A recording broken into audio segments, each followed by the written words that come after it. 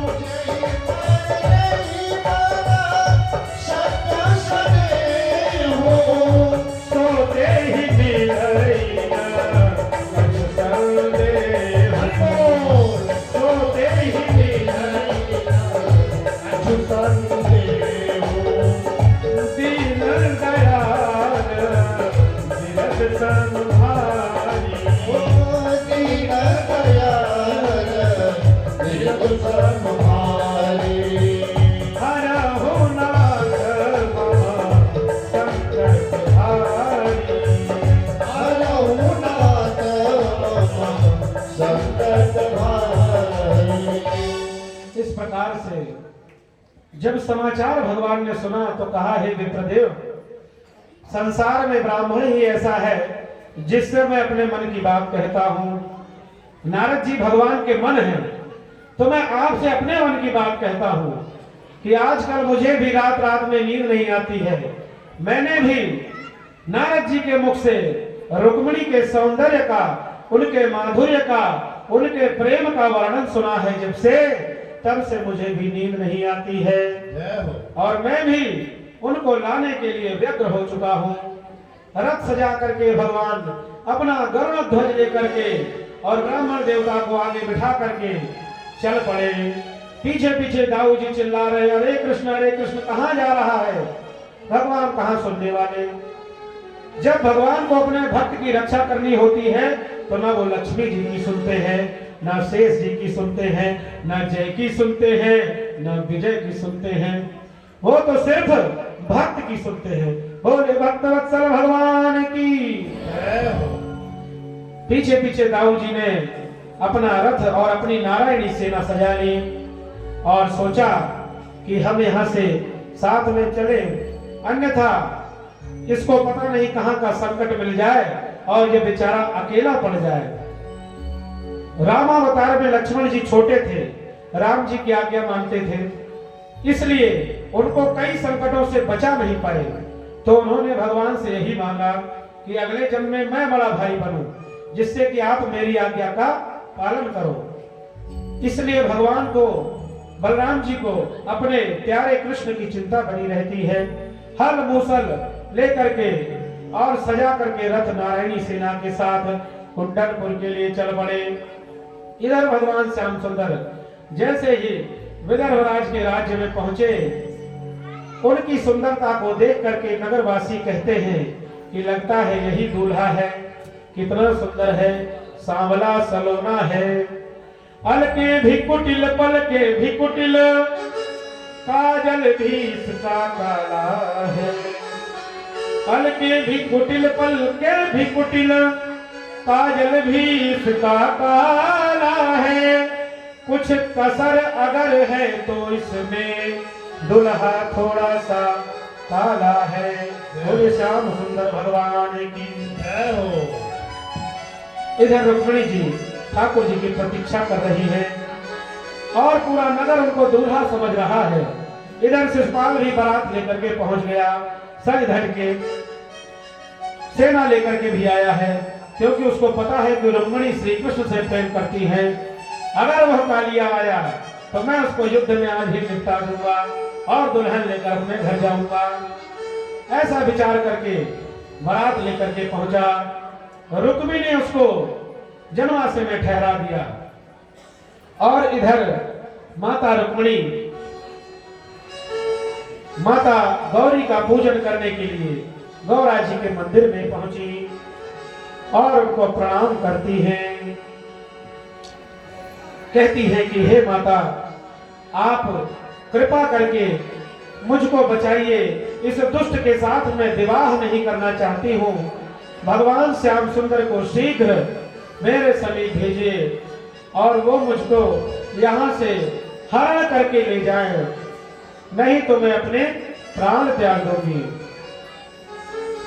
जय जय गिरिवर राज किशोरी, जय जय गिरिवर राज किशोरी, जय महेश मुख चंद्र चकोरी, जय महेश मुख चंद्र चकोरी, जय गज बदन गणानन माता, जय गज बदन गणानन माता, जगत जननी दामिनी धुति दाता, जगत जननी दामिनी दुति दाता, नहीं तब आरी मध्य अवताना, नहीं तब आरी अंतर अमित प्रभाव देव नहीं जाना, अमित प्रभाव वेद नहीं जाना, भव भव विभव पराभव तारिणी, भव भव विभव पराभव तारिणी, विश्व विमोहनी सबस विहारिणी, विश्व विमोहनी समस विहारिणी, सेवक तोहि सुलभ फलचारी, सेवक नहीं सुलभ फलचारी, वरदायिनी मुरारी प्यारी, पुरानी प्यारी, देवी पूजी पद कमल तुम्हारे, देवी मोजी पद कमल तुम्हारे, सुर नर मुनि सब होय तुम्हारे, सुर नर मुनि तब होई सुधारे, सुर नर मुनि सब होय सुखारे।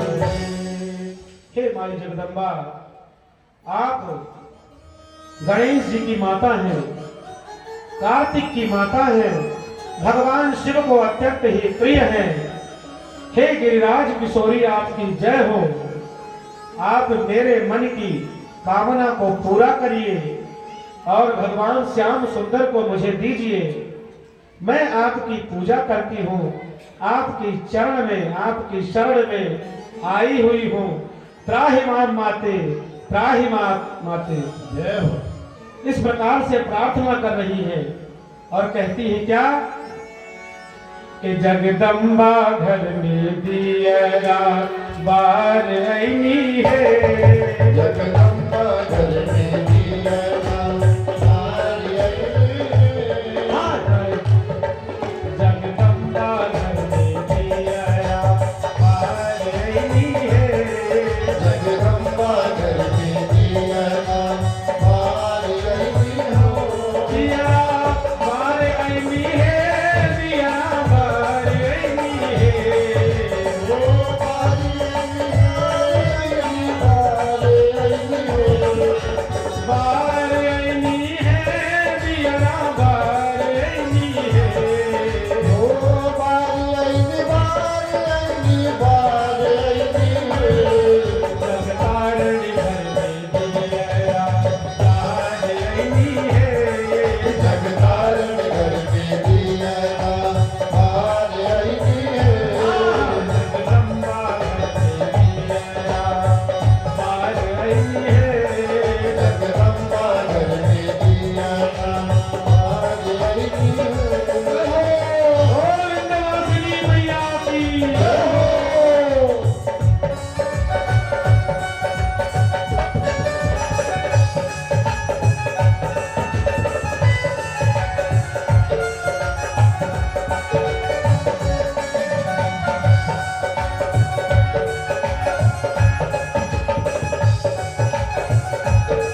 रुक्मिणी वल्लभ लाल की जय हो।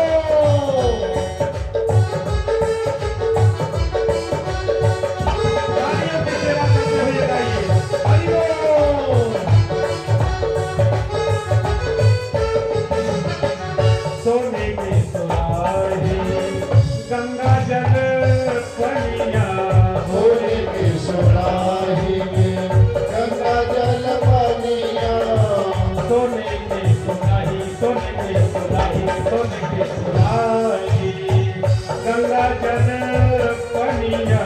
सोने की सुराही में गंगा जल पानिया। मैया जी के चरण पखारनी है, मैया जी के चरण पखार आई है। जगदम्बा घर में दिया बार आई है, जगदम्बा घर में दिया बार आई है। जगतारणी घर में दिया बार आई है, जगतारणी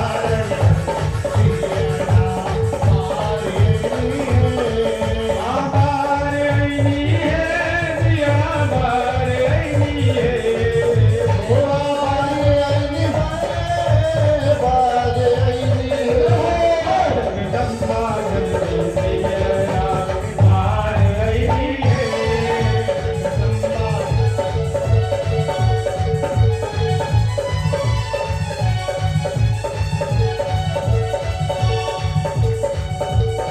बोल जगदम्बा महारानी की जय हो। माता जी प्रसन्न हो गई और कहा मानो जाहि राछेउ मिलहि सो, बरु सहज सुंदर सांवरो, करुणा निधान सुजान शील स्नेह जानत राम। जाओ बेटी, प्रसन्न होकर के अपने घर के लिए जाओ, तुमको वही सांवला सलोना यशोदानंदन पति के रूप में प्राप्त हो जाएगा। प्रसन्न होकर के जाओ। माता रुक्मिणी प्रसन्न होकर के जैसे ही मंदिर से बाहर निकलने लगी। उनके स्वरूप को देख करके सैनिक मोहित हो गए। जो उनको देखता है वह अपनी सुध बुध सब खो देता है। क्यों? क्योंकि वो महामाया है जो जगत को मोहित करती हैं। उनके लिए थोड़े बहुत सैनिक गण क्या होते हैं। और जिसकी तरफ देख लेती है माता लक्ष्मी वह तो मूर्छित ही हो जाता है और कहता है देखो कितनी सुंदर राजकुमारी है। और रथ पर भगवान भी आ जाते हैं। उनको देख करके सैनिक कहते हैं कि देखो कितना सुंदर सांवला सलोना राजकुमार है, कितना सुंदर दुल्हा है, यही इस कन्या के वर के योग्य है। देखो कैसे सुंदर सुंदर हाथों को आकर के सांवला सलोना पकड़ रहा है, कैसे प्रेम से रथ पर चढ़ा रहा है और कैसे लेकर के रफू चक्कर हो रहा है। बोले रुक्मिणी वल्लभ लाल की जय हो। भगवान द्वारिकाधीश माता रुक्मिणी को लेकर के चल पड़े और सारे सैनिक जो है वह देखते रह गए। जब भगवान कुछ दूर चले गए तब